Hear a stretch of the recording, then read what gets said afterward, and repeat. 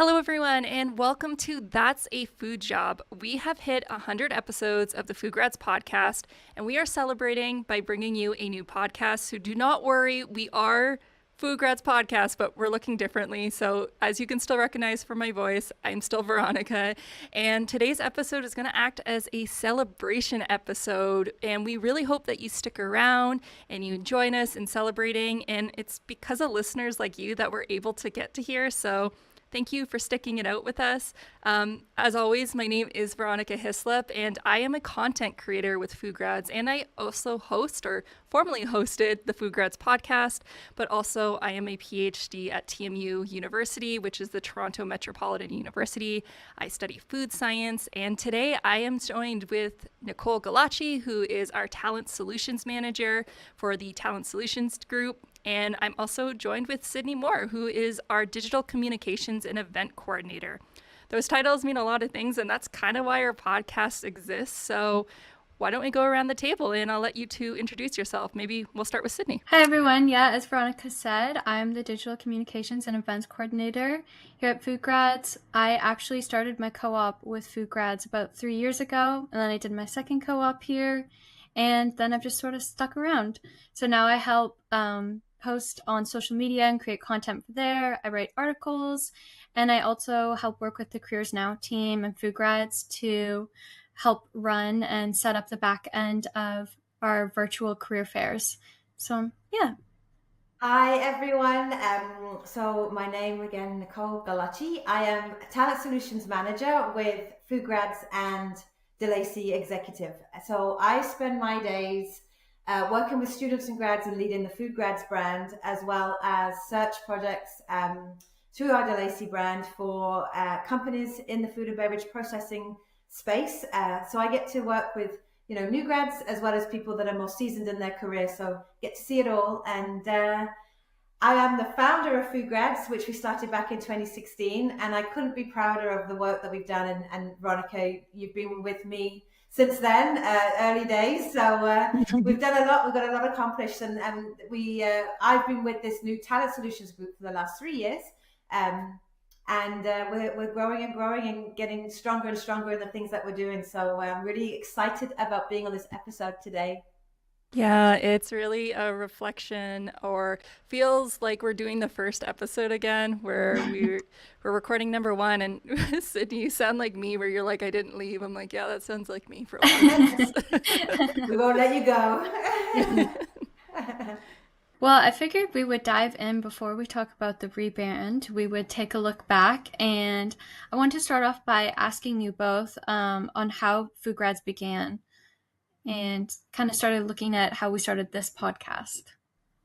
You want me to go ahead first? I think if we're doing overall FoodGrads, I mean, you have to speak to that, and then I'll go into the podcast. Yeah. Sounds good. It was an amalgamation of different reasons that I thought FoodGrads should exist in the world.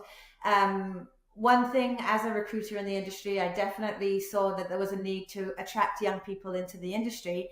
And not long after I started the platform back in 2016, there were other government-funded initiatives that came to light that sort of had done the research to show that my theories and thoughts, without the data to back it up per se, was correct. So, we started the platform really as an opportunity to celebrate the people and professions in the industry. When I would interview people that had been in the industry a long time, they always sort of zigged and zagged and ended up in food, but it wasn't a conscious decision. And I wondered why that was, and definitely felt that there wasn't enough discussion about the food and beverage processing sector at the school or high school level or secondary level, so or post-secondary. So definitely saw a need for FoodGrads. And then from a personal perspective, my mother-in-law had been diagnosed with cancer, and one of the things that really came to light was how important food was and how food keeps us healthy. I mean, we all know that, but then until somebody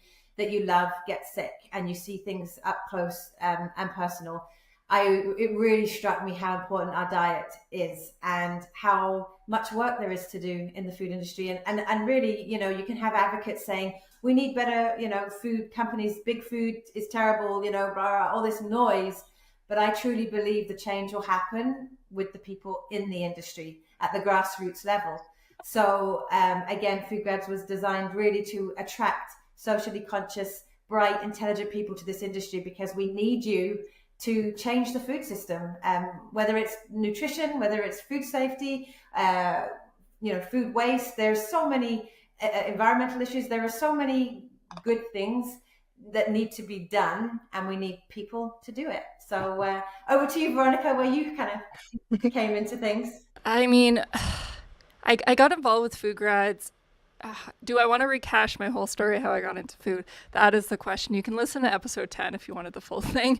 But essentially, I went to school with a chemistry degree, and I originally had wanted to go into food science, and I didn't get accepted into like any of the programs, which was really shocking to me considering what we just talked about, that there was a need for it. So I don't know. I got really unlucky that year, but maybe that was a good thing, because maybe this would have never all happened had I not.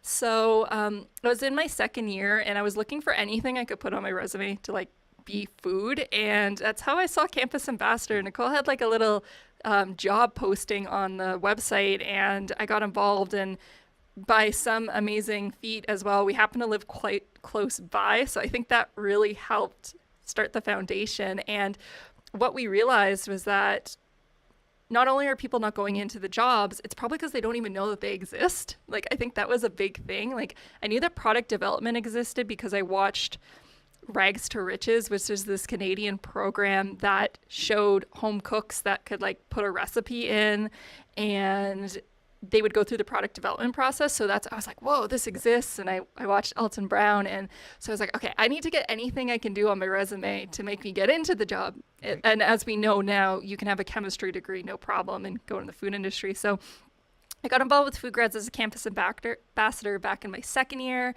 I did some co-op positions in food, and I just stuck with it. I really enjoyed working with Nicole. She's a great person to be around. She's really motivational and just kind of let me do what I want, but in a very positive way.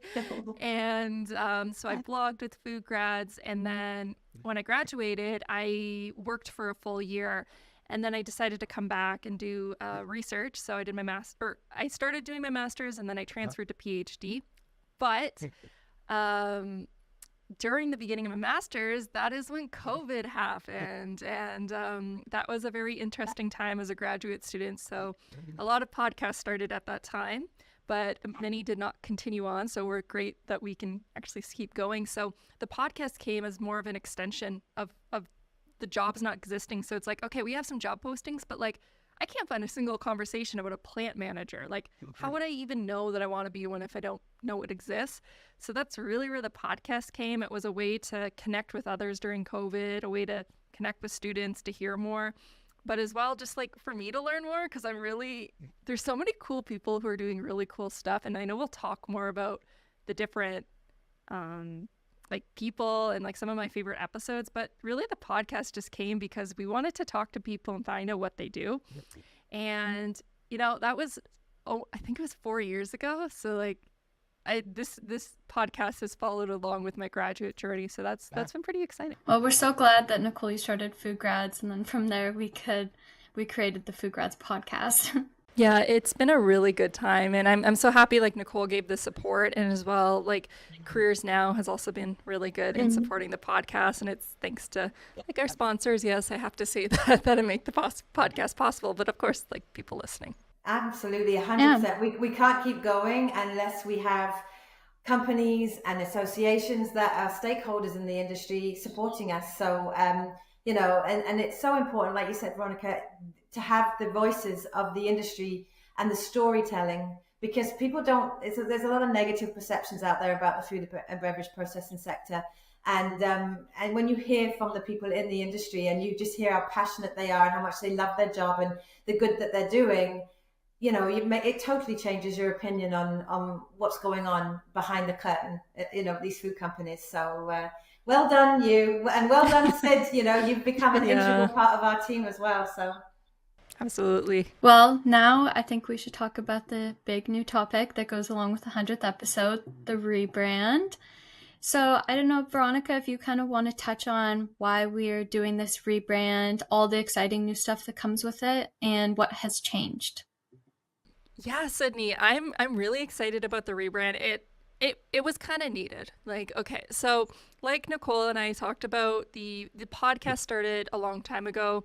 As I talked about, I'm a chemistry student. I'm not a graphic designer by any means. And when coming up with the podcast, we were so focused on the guests and like getting great interviews and connecting that I feel like we didn't really know what to call the podcast. And we were like, well, we're food grads. So there we go. We're the FoodGrads Podcast. And, it did do its job for what it was. I mean, it was a podcast by food grads, but there was a lot of confusion after as well. Is it called the FoodGrads podcast, or is it FoodGrads Podcast? Like, it was just all these different things. And with the logo, it was me doing it in Canva. And everyone, I think you've learned, I'm not a graphics designer.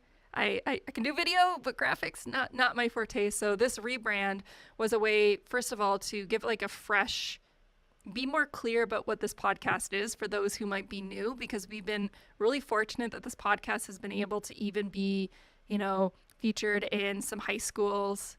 Some classes have done it, and it would be really good when you hear FoodGrads Podcast. It's not as clear. So we really wanted to like celebrate that, we're interviewing those with food jobs, food careers, like things that they have chosen.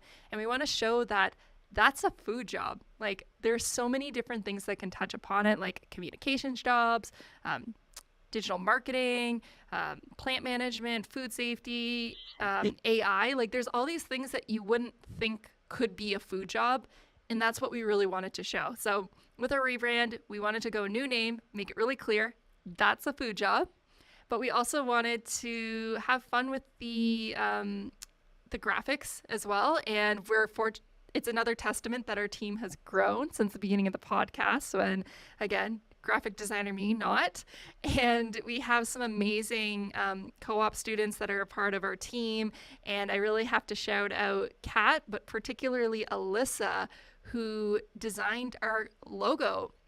So what are we looking at with our new logo? Well, we're trying to do for this like retro nouveau feel where it kind of reflects that foods have changed over time, but at the same time they can have memories, there's nostalgia, but then we also have innovation going on. So our logo is meant to show like a sticker and like you'd find on like a package or a fruit, because when we think of food jobs, going back to, that was another big thing even with food grads, is many people didn't even know what a food job was. Like, they don't even know what food processing is, let alone a job in it.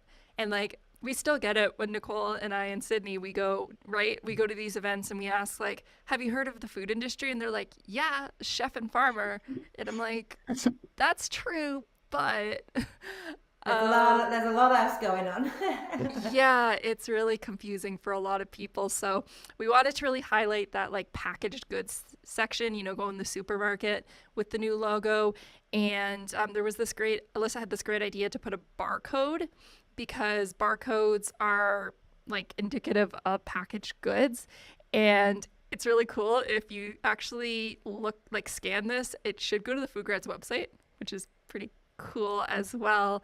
We want to show new and old people can be in any stage of their career. That's what the graphics side. And we also have a new mascot, which is really cool. We don't have a name. We've had Quentin on our website, and shout out to Quentin, but we don't have a name yet for our new guy. So we'll have to be on the lookout.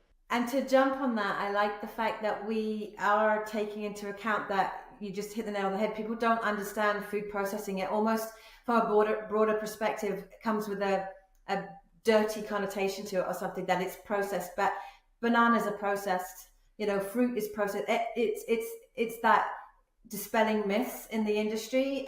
Hearing from people, I know one of the posts that we shared on our blog went viral, like, I'm a food scientist, I'm not trying to kill you, kind of thing. It's amazing what people are doing in the industry to keep your food healthy. Our food safety people are heroes. They make it so that you can go to the grocery store and confidently buy food and not get sick. There's so much more to learn. I learn every day, and I think, Veronica, you've done an amazing job bringing these conversations to life, and I love the rebrand. I can't wait to see the animation come to life and all the sharing of it on our socials. Yeah, I'm so excited. Like the graphics look amazing, and there'll be a little touches, and I'd like to think as well, it's like a fresh start for me as well to be like, I've grown since the beginning, and of course it's always gradual, and I'll continue to grow. But I think that this will be a good way to just, come out there and say like we're food grads. We're in like a new time, like a new. I've changed a lot since the student type since the beginning. And I think this rebrand's just really us as well celebrating the industry and showing like, look at all the food jobs, because there's probably a lot of food jobs that didn't exist when we started even the podcast. You'd be surprised. Mm-hmm. I think timing is everything. I mean, big picture, it's like the entrepreneurial side of me is like, I want everything straight away. We started FoodGrads, and I know that, you have all these ideas and these concepts that you want to see come to fruition, but as time goes on, you realize there is a time for everything, and everything does happen for a reason when it's meant to happen with the right team around you. I really, truly believe in that. And so to your point with the graphics, it's given our co-op students an amazing opportunity to do a rebrand.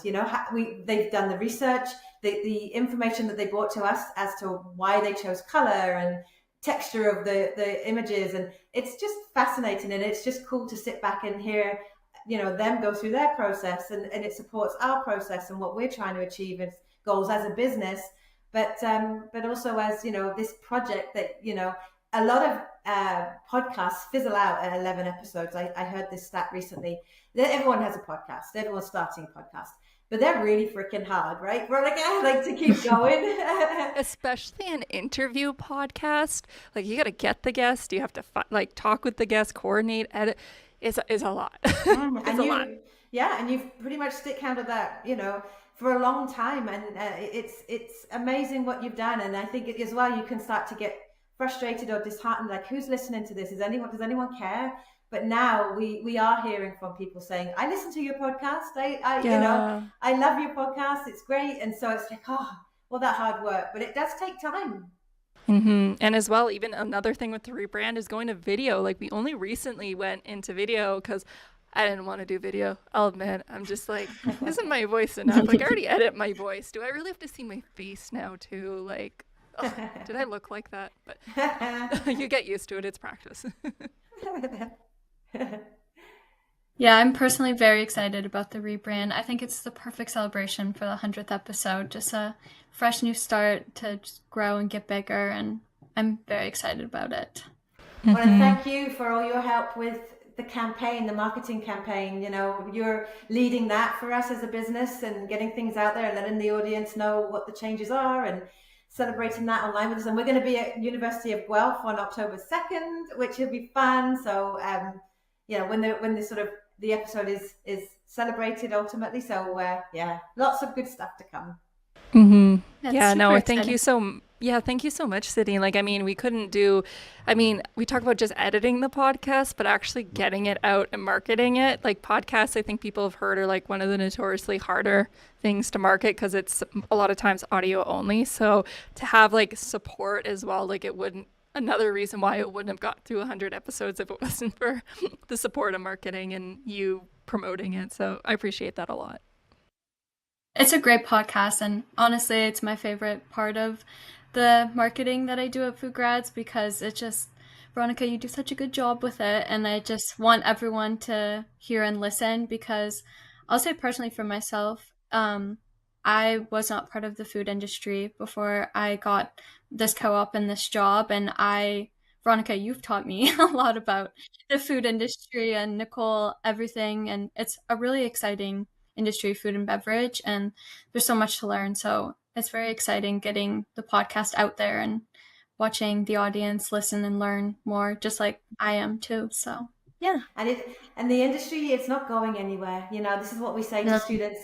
We're always going to need food, so it's a good place. Whether you're in marketing like you were, or events, PR like your background, Sydney, or whether you're in sales, whether you're in HR, like, regardless of your education and interests, this industry is going to be around forever. Yeah, there's a lot of food jobs, and we want to also promote and celebrate that people are in these jobs. Like, that's a food job. Like, I am a food grad, I have a food job, and like, be really proud about it and own it, because even like manufacturing is not thought of very well. But like, man, I've learned that like the skills needed for these jobs are insane. There's so many different walks of life. You can make really good money. That actually surprised me. I'm not even gonna lie. And I don't know why that surprises me, but again, like the information isn't really out there, and there's so many people doing cool things. Like, a company needs more like sustainability initiatives, it might do that, and you need like fresh faces to come in. And just because your company might not be a sustainability, like an organic type company, that doesn't mean that it doesn't need the people to help make it more sustainable, to source better ingredients, to make it fair trade. Like, there's all these opportunities that traditionally I don't think people would have thought of. So yeah, our mentorship session last Friday was all based on food waste, and we had a great speaker from Dole Packaged Foods talking about, you can personally brand yourself as a sustainability person at your organization, even if they don't have those initiatives. And it's so important to make yourself stand out, and especially if you care about this stuff. It means you get up in the morning and you're passionate about what you're doing. It gets you out of bed, even on the tough days when you're feeling unmotivated, which we all have those days. People are lying if they say that they love their job every single day. There's always some days where you're just like, oh, but if you're doing it for a bigger purpose and there's a bigger plan, and you're helping others, I think it's amazing what you can do in this industry. Yeah, absolutely. Yeah, I'm excited. I'm excited for the rebrand. Like, I think great interviews to come. I'm hoping another 100 episodes, and then we'll get you, Nicole, on for the 51, and Sydney will get you on, and then maybe it'll be our tradition. So that sounds nice. Yeah. Yes. Lots of exciting things to come. Okay, well, now in celebration of the 100th episode, I think we should take some time to look back at some older clips of the podcast to see how we've grown, look at some past guests. We'll load this up on the screen. And as long as you always have passion, opportunity, you will find success and fulfillment. Hello, everyone, and welcome to episode 2 of the FoodGrads Podcast. Today on the show, we have Joe Baker, OTEC's Systems, Leadership, and Integrated Strategy Advisor. Joe and I also talk about COVID's evolving role in changing the landscape of the restaurant and hospitality industry, and how through these difficult times comes the chance for a positive change to create a more inclusive, resilient workforce. The first step is just to take a step back, breathe, and reflect. So I hope you enjoy the show.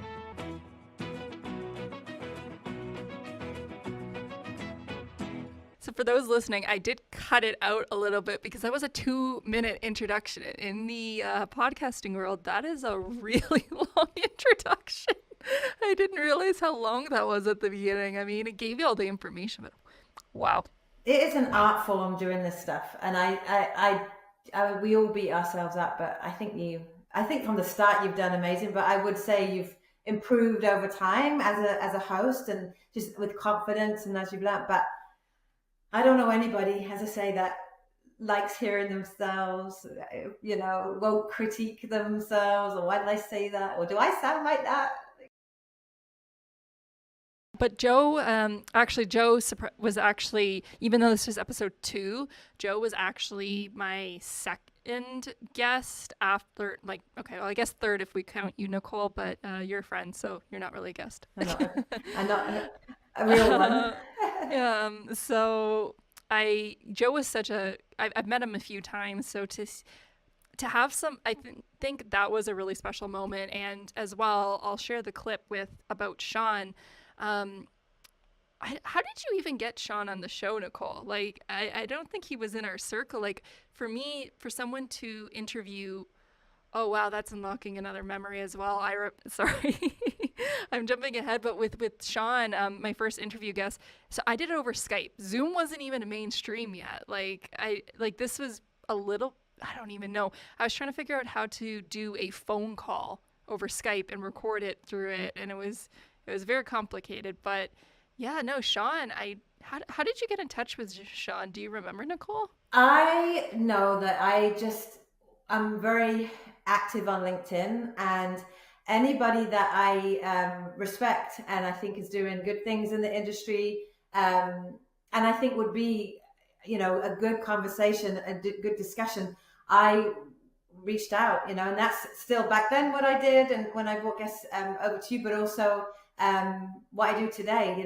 I'll literally be there scrolling on the weekend and be like, oh, we need them on the podcast, and just reach out. And it's amazing how most people, I would say 99% of people I've reached out to just say sure, because as soon as you mention influencing and inspiring the next generation, this industry is so nurturing and is just full of good people, and they want to pay it forward. So that I don't get many no's. There might be not next week, I'm busy, but not many no's. Yeah, for sure. Wow. I've really learned a lot in terms of making an introduction. It's surprisingly harder than it seems. Yes, you can.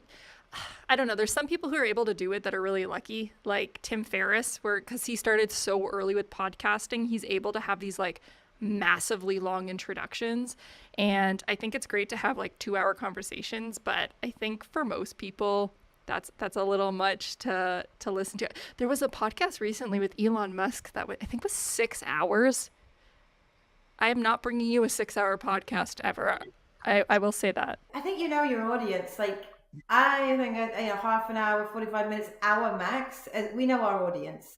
That's where their comfort zone is. That's what they want to dedicate to this, and then time to move on. Well, let's bring up the second one, because I've had 3 iterations of the introduction. So let's see with the next one. Welcome to episode 53 of the FoodGrads Podcast, the podcast where we explore careers in the food, beverage, and agricultural industries. This week on the podcast, I interviewed Francisco Pergola, co-founder and CEO of Chetties. Chetties are a high-protein, low-sugar cracker made with no artificial ingredients or preservatives that are light, crispy, cheesy, made with real cheddar cheese, and of course, delicious. On this week's episode, Francisco and I talked about the story of Chetties and how his brother, Tomas, and him founded it. I can't wait to share this conversation with you. So enough with that introduction. Let's get on with the show.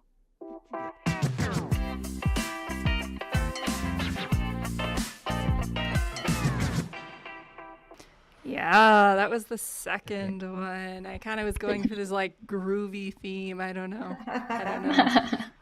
But as you can hear, my audio, I've been maybe not the best clip to show, but that has been one thing I've learned a lot through this process is audio editing. That is something I never would have thought about. I've gone through like Audacity. I went to Descript. I moved back to Audacity. Learning about other programs, recording through Zoom, what's a better quality, WAV files. Like, I never planned to learn any of this, but it kind of just happened. And you're good at it. It's, it has just got better and better. And I think, your dedication to it, because you could have just stuck with what you knew. And I don't think anyone grows professionally, personally when you do that. So again, kudos to you for keep working at it to improve it, right? Yeah, it's because it's such an interest, especially with an interview podcast like this. Like, to me, these people are amazing. Francisco was amazing to talk to, but we're not as likely to like have those celebrity names. Like when you think of Arnold Schwarzenegger, like most people don't even need an introduction. Like they know who they are, but like it's hard with an introduction to write something that not only speaks to who the person is, what the episode's about, and their job. Like there's so much into that to do. Like it's hard. I'll admit it's a little hard to like craft an introduction that like encapsulates the person, talks about what they do, and then what's going to come in the episode. Because like that's what I've been told. Like you gotta have a hook. You have to have hold on, it's a hook, who they're like what's the audience member going to get out of this episode, and how do you highlight the person. And like to do, I don't know, some people do it in like 30 seconds. I'm like, that's yeah. Well, and I think we've talked about this in the past. Who are the famous food, in this industry? Who are the creme de la creme at the top? That it's very challenging to find those superstars in this industry. I mean, I think we talked about it in the past when we were doing focusing on blogs. I can think of one well-known movie where someone from the food industry is mentioned, and it's Clark Griswold, that he's a food scientist, right? Like that's probably the only movie I could think of where it's like, oh, he's a food scientist, he's making food, and it's a prominent movie and he's the main character. in popular culture, no one talks about the food industry. They talk about chefs. The celebrity chef world is well covered, but food processing, not so much. The tea industry is full of so many people that are passionate about giving you the best cup of tea. But what kind of jobs are out there? How do you break into this industry? And is having a love of tea enough? The world doesn't need more tea geeks. It needs people who understand the business of tea. That's William Dietz, aka Billy, author of the book Spill the Tea. Billy has been in love with the tea industry since he first learned about the health benefits of tea back in high school. You can decide to brew your straight tea or blended tea however you want, as much water, whatever temperature, cold, hot. Like the customization, I think from the user perspective, abounds in tea, and that's really one big differentiator. So in this episode, you'll learn from Billy's career journey into the tea industry, the differences between blended and single origin teas as outlined in his book, Spill the Tea, and advice for those looking to go into the tea industry. I'm your host, Veronica, and here at FoodGrads, we're here to remind you that there's always something for everyone in food, and we'll help you find it. You did such a good job of marrying how people need to receive information as well, because not everybody wants to hear. They like the visual aspect as well. And so, it's so good. This is when I really realized that my place is not a good place to film, like my actual condo. I try, I'm living that Canadian life right now as a young adult, and I love my space. But, I realized like going from audio to video, I was like, I don't have an office room that I can just like open up for somebody. And like that one is like in my front hallway that I'm trying not to show all my like anime figures and like all those types of things. And I know like maybe people would be okay with it, but I don't know. It's a little personal, kind of sharing my space with everyone. So. No, it's amazing. And you must have loved that episode with your own personal interest in and love for tea. Yes. Oh, when I spoke to Billy, like I got him on the show because he had a book that he had published, and I bought the book and I was like, this is great. And he's Canadian and I love tea. I got my tea right here. I've actually had most likely many of his products. He didn't specify which ones, but I'm like 100% I would have had to try something with him. So yeah, switching to video, that was stressful. That took a lot of time to edit. And then I had to learn, my camera microphone's different than this microphone. And then trying to do video editing at the public library. Shout out to the library because you can rent out equipment. I didn't really come in planning that I was going to start filming. And as Sid and Nicole know, I'm kind of a little old school with a lot of things. Yes, I have my flip phone here. So I guess it's perfect with the new logo. But it's been really exciting to learn how to do video editing. I know my focus is always on the audio, though I do know a lot of people still listen to it. I still listen mostly audio podcasts, but so I want to make sure like both ends are there because that drives me crazy when you're listening to a podcast and there's been like no consideration for the audio only members, and it's just like, I don't know what's happening on screen. Tell me what's happening on screen. Yeah. Remember that people are digesting this information in different ways, different mediums, and I think you've captured that for sure. Then. Good job. And even with this episode, and I don't have a video audio, the audio version introduction was different. So like that's where we started to go into like our like funky kind of future funk kind of time. So there's that. And then finally we're settling on this last one that we have here, which should have just released recently. Video editing takes a long time as well, everyone. So it's fun, but it takes time. So we moved over to our very last one. And so, then it's like you get to your second year and your third years, typically that's when then you're going to be doing less class and more lab work. And then you're doing more so on your own. Hello, everyone, and welcome to the FoodGrads Podcast with me, Veronica Hislop. And we have a fantastic guest for you today. We are speaking with AJ Taylor, a scientist at McCormick Fauna. So today we're going to talk about the process of getting into graduate school, what it's like actually being in graduate school, and that journey outwards of leaving the grad school life and getting a full-time job. AJ is an open book, and that makes it really easy to talk to him about his grad school experience, making it the perfect episode to listen to if you're thinking about grad school. Yeah, so that is the most updated version that we're sitting at right now. So Yeah, again, editing takes a long time. So it's like finding that balance of what can we edit in a good amount of time to get these conversations out there because they're so great, but then also, make it eye-catching, all those types of things. And if we can even see with the video, I've even taken the time and like split it up where you have like the two sides, and then when our guest is talking, just like the one screen, because I don't know, I think it makes it more interesting. So yeah, this podcast is really about finding your own style. So I honestly, I commend you for everything you've learned in doing this and being so open and honest. I hope anyone that's listening today that might want to start a podcast really sort of listens to the iterations that you've gone through and knows and doesn't beat themselves up, because I listen to some podcasts. I'm not a massive podcast listener, but I do enjoy a few, obviously this one, but for example, Diary of a CEO is one of my favorites. He has a team of 50 people for a podcast, and they look professional, amazing conversations, well marketed, all these things. And I think, you're trying to compete with other podcasts out there. And to your point, Veronica, we're never going to have those big names per se, because that just doesn't exist in this industry necessarily. And we don't have a production team of 50 people. So, what you produce is amazing. Yeah, it's all thanks to the team and just having the opportunity to grow and learn.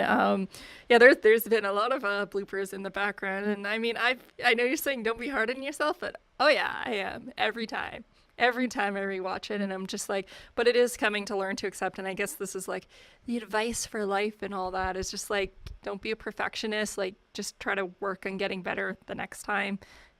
Sometimes getting it out is more important. Like, at least I always try to make sure that the guests are like highlighted and celebrated. That's always my key.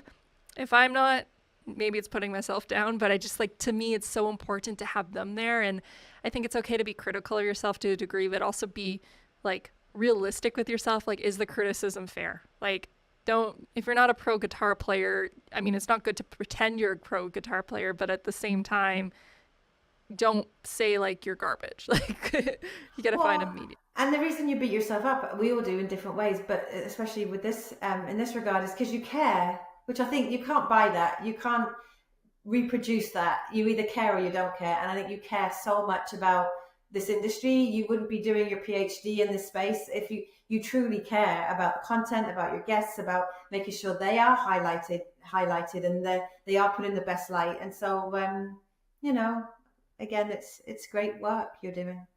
Yeah. And, this with the show, like, we've just had so many great guests. Like, I know we just showed off, here's me saying, oh, it's all about the guests. And then I just showed off like all the progress, but it is our way of celebrating. This is our episode. But, I've had so many amazing guests from I'm looking at the list, and like every single conversation I could remember, and I could give you like a whole 10-minute synopsis on like why this person was great or like what they're doing is cool. But it's like hospitality, research and development, sales and marketing, entrepreneurship, production, supply chain operations, education, agriculture, consulting, like food safety, of course, like, which is one of my personal favorites. There's just, charity. Like, it's so much. And like, we've had everyone from a winery lab technician to, we had someone who worked at the CFIA, which is the Canadian Food Inspection Agency. We've also had someone from the USDA, the United States equivalent of Canada. And they came to us. Yeah, they asked us. Yeah, that was a great moment for them to actually say, we'd like to be on your podcast. I mean, that's when you know that it's getting seen. Oh yeah, for sure. And like, I've enjoyed even consulting. Like, I didn't realize that was even a job. There was cheesemaker. Like, I'm just going through the list. I'm like 100 different, like so many. And like, they're all doing so many cool things. Like Kim Shakal, she was the director of sales and marketing at Equifruit. And like, they're doing such a cool thing. So they weren't making a packaged product. So they were doing bananas, and they're making sure that they're fair trade. And like, for the cost of a consumer to eat like a banana that's more fair trade, it's like $5 extra per year. So it's like, why aren't we all doing this? Like, it's really cool. Or I got introduced to Rebecca Bradley, where she's a part of a startup that is turning brewers spent grain into bread. So or like new bakery products that people can do. So it's like people are changing the world. Like it's so cool. Or another funny thing that happened, again, I'm like going through all the names and remembering, is someone that I interviewed on the podcast, Elizabeth Hagerman. She was a food scientist at the Whirl Corporation. Funny thing is that she started to work for Karen Aronia from the Hershey Company later on. So when she was doing like review for the podcast, she's like, wait, I know this person. I work with them. So it's just like funny how it goes to show, like with this industry, you never know where you're going to end up and like who you might know. Like 2 of our campus ambassadors just happen to, like, they never knew each other. And then one works for another. So it's kind of funny just how the world goes. It's a small world. It's huge industry. It's also really small, and everybody knows everybody. Yeah, that's for sure. So I've had a lot of good episodes. I've learned a lot, you know, and some of it has also been like motivation for myself. Like even with the one I just showed you with AJ, he kind of gave me some inspiration to just keep going with my podcast, or not. Oh my God, not my podcast. That going, my PhD, because even that, like doing this, PhD can be really hard. Like sometimes it's like really frustrating, and you're just like, yeah, today's the day. I'm gonna quit. Just gonna go. I don't need a PhD. It's fine. But it's like no. It's like you're gonna get through it. So like hearing other people's stories, it's really inspiring, and it's been like a real growth for me to like be able to talk to people and like hear about their challenges, because I don't try to focus too much on it in the show, but I also do try to touch upon it a little bit, because you know we all go through challenges, and it's easy when you look at someone like even like Davis Yeager, like he was this really amazing food scientist. Like this guy looks like he was amazing. Like this guy has never done anything wrong. Like he just has it together. And he's like, yeah, I was almost a high school dropout. And I was like, what? He's like, yeah, I was in a lot of trouble. And I was like, how did you get here? Like you're amazing. Yeah, storytelling is so important. Education and storytelling, right? Yeah. Yeah, no, those are some of like my favorite. I could talk about everyone. I think as well, I don't know what, there's so many different conversations that stand out to me for different reasons. Like Jared Kligerman, he does like his own like consulting and all that. Follow him on LinkedIn. He's like doing some really amazing stuff. But like his energy was just amazing. Like I was like, I'm never going to do your job, but I just like hearing you talk. Some people are so passionate about what they do. And so I feel like those are some of my favorite episodes because they stand out, but like I can see there's so many. I could spend a whole podcast just talking about the other guests. Well, we'll give a shout out to them when we share this recording. We'll definitely tag them, and hopefully they'll reshare with their network and help and get this new branded podcast in front of more people. That's the goal. I think we should now dive into some of the behind the scenes questions that we've got for you, Veronica. We're wondering if you could tell us a bit about the process on how the podcast is written, to kind of dive into the behind the scenes of that. Yeah, for sure. There's so much. And again, like you could do like a whole episode on just like each subsection. But, you know, fortunately with this podcast, like there's so many good people to interview, and it makes it like easy to find.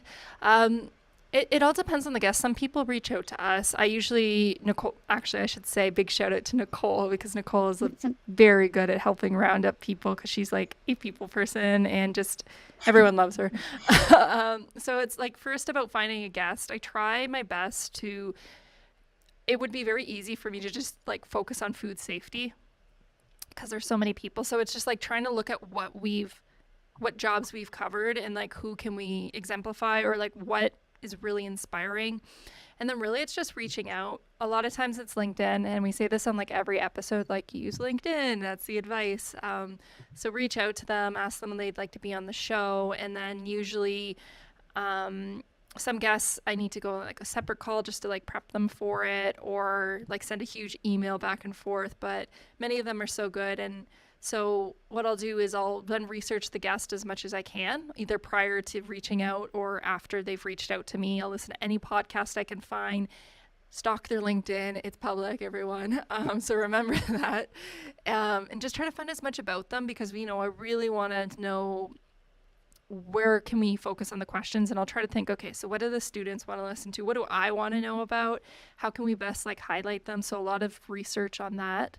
So once the questions are out, I send out that to the guest, and we get on the call. Usually I send out my calendar. I coordinate those types of things, get into those administration, get them ready, record the episode. And one thing I love is prior to the episodes, you guys don't hear this, I do like a little chat back and forth at the beginning and the end of the episode. Just, personal note, which is really fun. Get the episode, and then I edit it and post. So what does that look like? So that's writing an introduction, editing the introduction, fixing up the audio for it, fixing the audio for the video. I usually try to do separate audio tracks. That was another thing I learned. I will say those AI voice editors that, like, what I mean, like, to fix up the audio, they're not good. Like, they act like they're good, they're not good.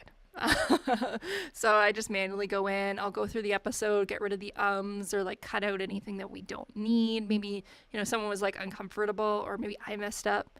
Usually I mess up. So I'll cut that out. So I'll go through that, and then I'll record the video introduction, edit the audio over the introduction, and then start splicing it all together, and then send it out to the team. Sid does a great job at helping to market it, get the clips out, share it on LinkedIn. There's a lot of different steps. I could definitely go in depth with that. I mean, I'd be happy to, but it's probably not the time here. Great. So it doesn't sound like it's that hard. It's really simple and straightforward. Sounds very easy. Definitely. Yeah. I will say it actually is a lot easier than it used to be. Like before, I didn't know what I was doing, and then as you get better, you start to get a little bit, like, you can even tell when the ums are there, or like printing your personal style. So it gets better over time. But I'm not going to get into AI. That could be a whole thing. But like, there's so many of these things that boast that they're like amazing AI editors. I cannot get them to work well.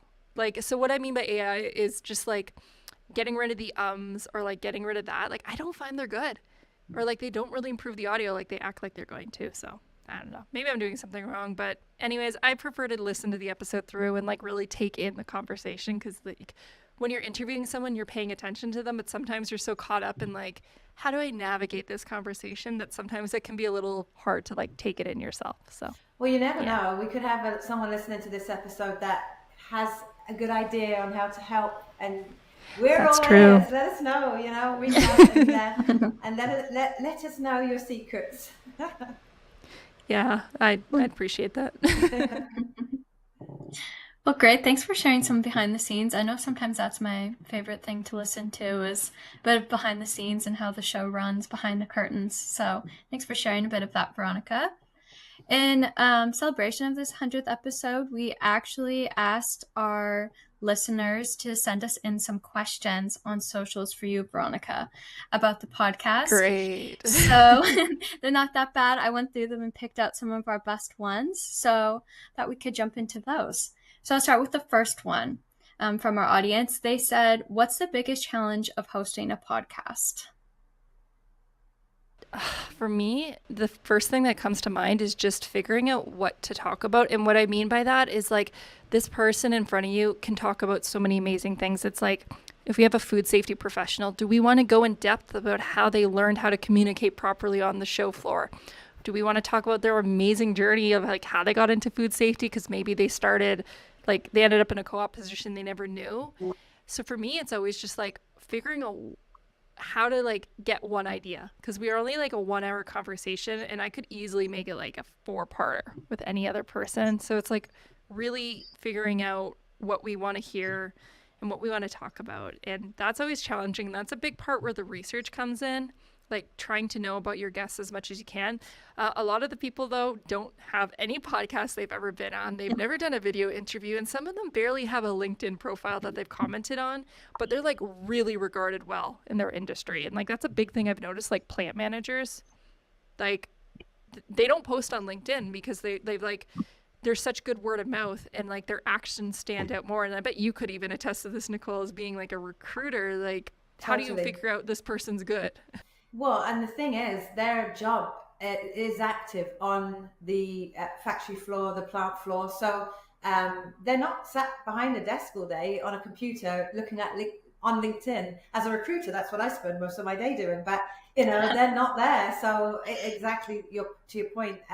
And not everyone is a public speaker. Not everyone has been asked to be front and center on a podcast or on a mentorship session or something like that. Yet they have so much good information to share. And I think what you do so well is make people feel at ease, and it's just a conversation, and there's no right or wrong way to deliver information. It's just deliver the information, have the genuine discussion.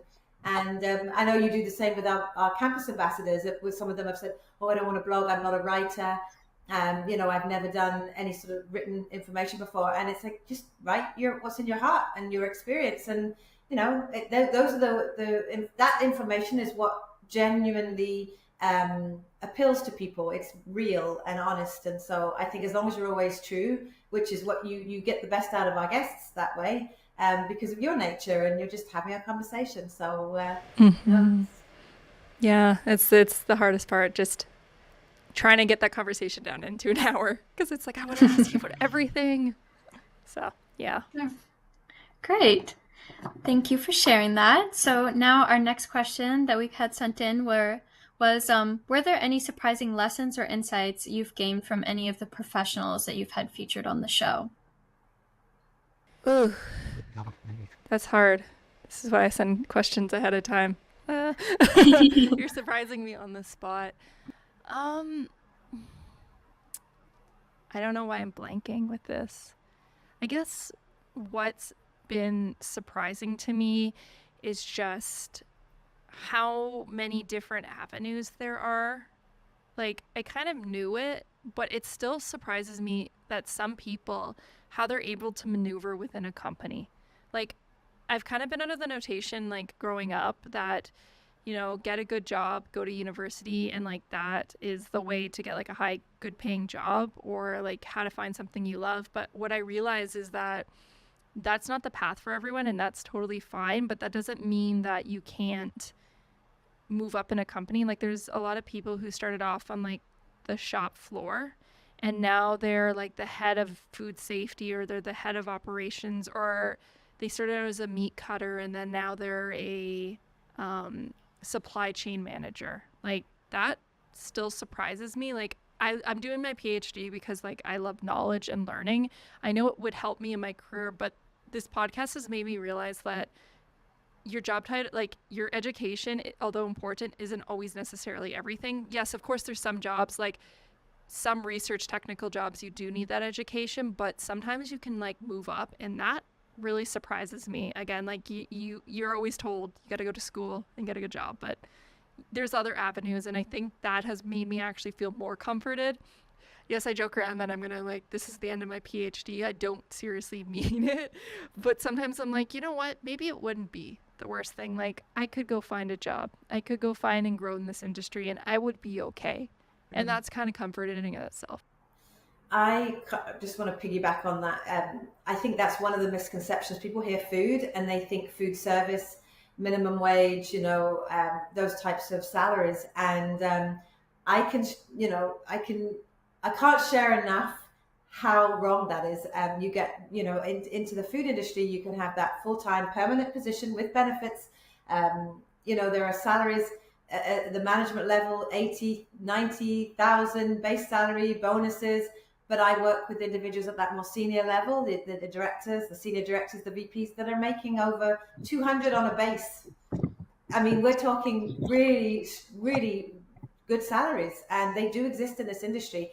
You have to put some time in. It's not like it doesn't happen tomorrow. As soon as you graduate, I'm going to graduate and make 100, K a year. But you have it's at your fingertips. If you want to put some time in and grow in this industry, you absolutely can. So 100% correct, Veronica, on that. Yeah, it's been a little comforting for myself, because I can get really stressed. Like, you're very, what if things all go wrong and all that? And then you're like, maybe there's other options. And that learning about other people helps you realize that, like, it's easy to get siloed, even if you go in your own, like, I'm in a chemistry program and that's all you hear about.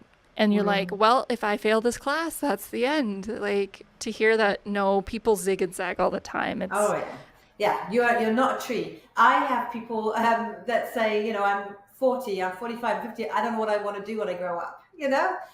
People, don't have it all figured out forever. I think that's the number one advice I always give new grads. You don't have to have it figured out. Maybe have a plan for the next 3 to 5, but an idea. But even that, don't worry. If something great comes up, take it. Move around. There's no reason not to explore different opportunities, and the food industry definitely offers that diversity. Well, that's some great advice. I'm sure that provided a lot of comfort for some of our listeners as well, not just for you, Veronica. So thank you for that. I hope so. I hope so. Okay, our next one. Yeah. So our next question is, how do you prepare for interviews? They're wondering, I know you sort of touched on research and looking, but they're wondering if you've got any rituals or anything that you do for yourself, like practice in the mirror. No, I mean, I actually have never done that. Like Nicole said, it's a conversation. I feel if I have the questions, that's great. But sometimes I even go off script depending on like what the person's saying, because sometimes like I'll be honest, I usually have like 15 questions. I know for a fact I'm not getting through all of them. Like I'm not. So it's like following along. I don't really have rituals. If anyone's watched the podcast, you might see that like my background changes a lot and I kind of have to move on the fly because sometimes I'm running an experiment. I'm trying to find a location in the school. So I don't have a ritual. I guess just listening, trying to take it in. I wish I had a ritual, but I think it keeps things fun on the fly. I think one of the art forms that you've honed is listening on a podcast, because I think it really shows when you aren't really listening to the conversation and you're just getting through a set of questions. Whereas I definitely think that you do a great job of listening. And if the conversation goes in this direction, even though your questions are over here, you just go with the flow. And I think that's the art of a good podcast. Yeah, I mean, sometimes you have to like push someone along, because I have had some people where it's like, so how did you get here? I did this and this. Okay. Like, I'm listening. You want to keep going. So sometimes that does happen. But yeah, that's a really good point, Nicole, is just listening. Like, I guess that's really my ritual, is at least, even though with all my craziness, I do make sure that I'm in like a closed space, like I can be focused on the individual, and listening takes you far. Yeah. Sure. Awesome. Thank you.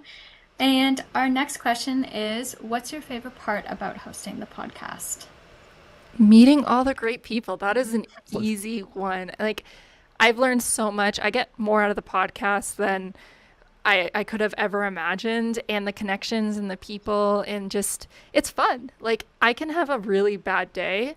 I have a podcast episode, boom, I'm done. I'm like, I just talked to a really great person. Like, I'm like, how did I just speak with like the head of product development at PepsiCo? Like, this is amazing. And there's just like so many cool stories about how there are. And I just love hearing people get so excited about what they're talking about. So yeah, easy. The people, like, there's no doubt. Okay. This is our last question that we have from our listeners. And I think this is a really good one. And I think, Veronica, you could touch on it. And then maybe Nicole, if you've got any advice too. But it's, what advice would you give to anyone starting out in podcasting or wanting to make an impact in their field? Ooh, I feel like that's like 2 different questions. Well, for the first one with the podcast, just go for it. Like, I think try to, get a checklist. Actually, I do checklists. That is a ritual I do have. I do have a checklist to make sure everything's there. But just make sure that you care about the guests. Like, I think with, if you're doing an interview style podcast, research the guest. Like, that's my biggest piece of advice, because sometimes you can get an insight from something else. There's so many great episodes, and look outside of your realm as well. Like, I recently went to Fan Expo and I was listening to Victor Lucas, who was the host of the Electric Playground, and it was a Canadian video game show that like covered all this crazy stuff. And I got so inspired by him. and listening to him. He's video games. He has nothing to do with like food industry, but hearing him talk, I just got like so inspired by him, and like he loves the video game industry, and hearing how he asks those questions, that really inspired me. And I'm like, I want to make a podcast like him, because he just cares so much and he knows so many people. So listen to different types of podcasts. Don't just listen to in your niche. Listen to video game podcasts. I listen to food podcasts. I listen to the Diary of a CEO. Like, I'm all over the place, but I think it's good to see different styles, and don't be afraid to evolve with them. Try something new. If you don't like it, it's one episode, then go to the next one and just be like, I don't like that. In terms of advice to go into the food industry, use LinkedIn. That's kind of been it's probably one of the most common pieces of advice I get on the podcast, but there's a good reason. LinkedIn is a different type of platform. I don't use other social media really, and I think, again, Nicole and Sid will know about this by the way I talk about it. I go on LinkedIn because I like that there's a face with the person, and you can get some weird stuff on LinkedIn, but when you get into the food industry, I find like you get to learn about all the people that are there, and it's really inspiring, and a lot of people are very open to talk. So yeah, I would say make a good LinkedIn profile and use it. Even if you just comment on people's stuff, you get noticed more surprisingly than you'd think. So yeah. Nicole? Yeah, I always have something to say. So yes, I would say, and this is probably true with anything, what I've learned in life. If you're doing it for the money, I'm going to do a podcast because I get to work from home and I get to dictate my hours, and it's really cool. These people, I see them doing it, and they're getting sponsorship and they're making all this money, and I would say that's the fastest way to feel hollow and disappointed, and it won't go the way you plan. If you do anything for the money alone, it 9 times out of 10 won't work out. If you're passionate about something, and Veronica, you mentioned it, but the guy that does the video game podcast, his is successful because he's passionate, and people are very astute. They know when there's BS there, and they know when it's real and genuine. And there's so much content out there that if you don't truly care about what you're talking about, or the industry, or the people that you're talking to, and it's very noticeable that it's just self-serving, it won't be successful. I mean, maybe in a hot minute you might do something crazy online. I think some fear, outrage, conspiracy theories, all these types of things on social sells, and you might get a hot minute of success, but long term and happiness, and long term and feeling good and passionate, you need to care about what you're talking about, which is why I think, Veronica, you do such a good job with this podcast, because you are a PhD student in food. You're a food scientist. You are doing this. You're living. You're walking the walk, not just talking the talk. So I think that's the number one thing I would say is you have to feel passionate. And to piggyback on what you said, LinkedIn is the place to be. You're told at school you have to have a LinkedIn profile. I would say though, to find an organization that supports you throughout your career. If you're talking to food industry alone, definitely sign up to the FoodGrads newsletter. We do connect you with our major job boards in agriculture and food, as well as Gallace, which is the search. So when you're more further ahead in your careers for that 5+ years, you then are. We can share with you those jobs that we talked about with the real money, the big money comes into play. So find an organization that you're comfortable with, that a sense of community, and I really feel proud that FoodGrads offers that. We do partner with government funded initiatives as well, like Careers Now. So we're doing all we can to support people to start their career in the food industry. But I agree, LinkedIn is the place. You can't not be there. Everyone's there, so you can't not be there. But definitely, there are other resources at your fingertips as well.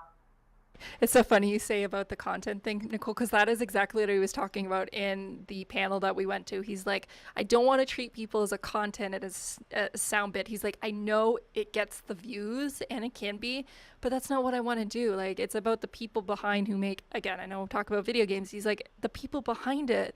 Like, that's what I want to focus on. You know how to play a video game. I want to talk about the person who was behind it. So yeah, it's funny that you say that. I think it's about having integrity as well as a business, as a human, but as a business. there's so much noise online, and you can get disheartened, especially Sydney, you manage our socials, and it's like, why hasn't this got more likes? Why isn't this shared more? Well, we could do something shocking, we never would, but the reality is the algorithms are set up for engagement, and engagement happens when people are interested or see other people interested. So when something's got a lot of reshares or likes, it's like human nature, what's going on over here. And the algorithms truly are set up for fear, outrage, conspiracy theories, all these things that we won't dabble in. That's not our business.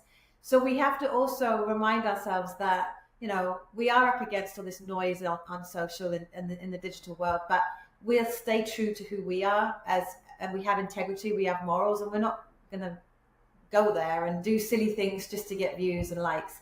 I think none of our team members are interested in anything like that. And I would never, I just won't even go down that road. I think you have to be true to yourself. What about you, Sydney? Do you have any advice? I'm not sure. I can just talk about, it's kind of related, sort of not related, but I think that just putting yourself out there and just kind of figuring out what you like and where you can fit in. Like, I never knew that I would end up in the food and beverage industry when I went to school. I just come from a public relations background, but nothing in particular was I focusing on. And then I ended up getting my first co-op here, and then I just found out that I was passionate about it, because it can be frustrating to know that there's so many people like me 3 years ago that didn't know about all the careers and food and beverage and just how important it is and just all the different career avenues. And I just think just test the waters and see what you like and see how you can get out there, and you just never know where you'll end up making it. So yeah, I like that. I mean, I didn't think I'd be doing a podcast when I started my co-op anytime. Honestly, I just never thought I'd start a podcast. Like, let's be real, or even get as involved in FoodGrads as I am. Like, I didn't think I'm going to do science. And so it's funny. Just, I think you're right, Sydney. Like, be open to opportunities, because you never know where they're going to take you. Like, honestly, I never thought when I responded back to Nicole, like, honestly, Nicole, I was like, I need something for my resume. I need something for a resume. Like, let's but then, honest. Yeah, but I mean, very quickly soon, once I met you, I was like, no, I really like this person. I'm going to stick with her because she's really inspiring. And like, it's not very often you have a person in your life that's such a cheerleader. And I think that's what you bring to the team is, you're so optimistic and you're a cheerleader and like, you can do this. And you're like, Nicole, this is a little too big of a jump for me to do. You're like, no, you got this. So it's nice to have someone in my camp. So. Nicole's the biggest cheerleader. Oh my gosh, yes. And I think anyone would realize, and that's why I've stayed. I think, Nicole, I've almost known you for like 10 years now. Yeah. Crazy. Time flies. Well, and I'm way older than both of you, and I can honestly say that sometimes, and I know this sounds a bit out there, but I do think the universe has a plan for us. And I think that, I said at the beginning, the people that you're meant to work with, the people that come in and out of your life are there for the season that you're in and for what you're doing and trying to achieve. And I couldn't be more grateful for the team I'm in and where I'm at personally in my career. To be able to give back to the industry and to work with amazing people like you, Veronica and Sydney and our co-op students. I mean, it's just such a privilege to hopefully inspire. I mean, it's so sweet that you say I'm a cheerleader. I feel the positivity from everyone around us as well, and it keeps you motivated. I mean, there is so much negativity in the world, and if we can't carve out a little space of positivity and have fun things to work on, I mean, I think work should be fun. It's not always fun. There are tasks that aren't always fun, but if you don't have that broader vision of something bigger than yourself, what's the point? And I do. I think this we've carved ourselves out a little niche here. I think if someone's listening to my podcast enough, you're going to realize that I always seem to go, well, we're coming to the end of the podcast, and we are coming to the end of our little celebration ceremony, I guess you could say. And it's been really nice for me to look back on everything and, actually have a conversation with the team and just think about where we've all come from and seeing about the people who have come and gone. And I have to say thank you, everyone who has listened to the podcast. I know we talk about the amazing guests, we talk about the amazing people in the industry, and like, I'm so excited for the next chapter of the FoodGrads podcast, which is That's a Food Job. And I'm going to have to remember how to say that because I'm so used to saying the FoodGrads podcast. But I want to thank our listeners. I want to thank everyone who has listened to an episode, downloaded. I know a lot of people might not comment and share, but I know that the numbers are there. So people are obviously listening. I appreciate you. We appreciate you. And it's thanks to you that it's possible. And I never thought that I'd be able to do this. It's helped me in my own graduate studies. It's helped me out in life. I'm a lot more confident because of the podcast. I can go up to people and talk a lot easier. Even in personal conversations, I'm able to better ask questions, which has been a really nice plus. But I'm just appreciative to everyone who's been involved, to Alyssa, Wesley, Quentin, Courtney. There's been so many people. I hope I'm not forgetting anyone who's been involved on the graphic side at the FoodGrads team. Sydney, thank you. Nicole, Paula, anyone else that is on the team, and our sponsors. Just there's been so much great positivity, but as well every single guest who has come on the show. I'm really fortunate to be able to do this, and I'm just really grateful. And yeah, I'm really excited for That's a Food Job. It's going to be a really, really fun time. It's going to come back even better than before. And we're going to keep going. We're going to celebrate the industry like one episode at a time. And we're going to, let's do the slogan. There's something for everyone in food, and we're going to help you find it. So thank you everyone so much for listening. I'm kind of taking this away from Sydney, but thank you so much for coming on the show, Sydney. Thank you, Nicole. This is my ritual. There we go, everyone. So thank you, too, for coming on the show and being a great support with it. I couldn't do it without you, and I couldn't do it without everyone listening. So thank you so much. Thank you from the bottom of my heart for staying with it, for being our fearless leader with regards to the podcast. It's your dedication that's got us to this 100th episode. And I know we'll do 100 more and 200, and we'll be celebrating continuously. And I definitely think we should sit together and have this conversation and look at the past, because it's not often you get the chance to reflect. We're always so focused on what's next. And I don't think we take enough time to look at where we've come from to today. And that really is important to see, the growth. So proud of you too, so much. And thank you. Yeah, so I guess with that, as I don't know if this is going to be the new part in the That's a Food Job, but as I always sign up, thank you everyone so much for listening, and I will see you next time.